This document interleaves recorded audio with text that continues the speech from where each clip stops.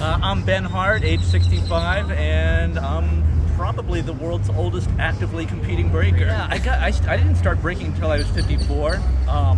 Steve Graham, who's everybody's probably familiar with, he invited me to one of his events just to take a look. Bboy Silverback. Yeah, so it's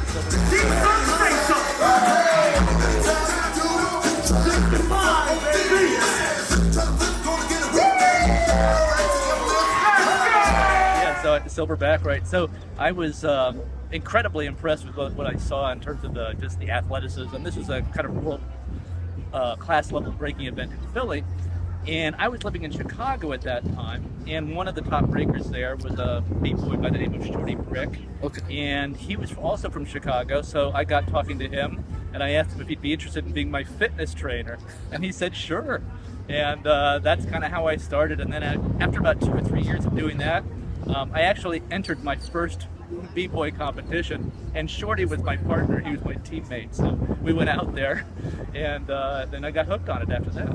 Awesome. Yeah, totally hooked on it. What is it like being a part of Breaking for Gold National Champions USA and to have breaking in the Olympics? Because again, you're 65, you've seen some Olympics. Yeah. What is it like? I think it's awesome. I mean, I think people are going to be very impressed with the athleticism. The fact that they have to do it to the music, it's a little different from gymnastics where they just go out and they do tricks.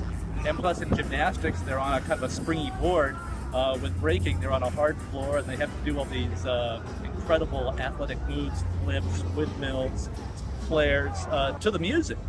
So I think people are going to be blown away by that, especially if the announcers, the people describing what's happening on the floor, explain what's actually going on. It's not just an athletic contest.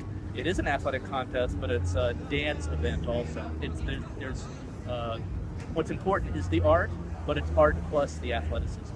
And what would you say? Usually I ask kids, what would you say to inspire kids or even kids in their 20s? But as someone who's up there a little bit, what would you say in terms of inspiring younger generations, even older generations? Well, I think breaking is one of the things that really attracts me to it is it's all-round exercise. It's strength, it's stamina, it's all parts of the body. With running, it's kind of one motion. It's repetitive motion. It's bad for your knees. And with breaking, it looks sort of dangerous, but it's a lot of rolling. It's actually less dangerous than running. With running, you can hurt your knees, and with tennis, you can hurt your knees if you're skidding.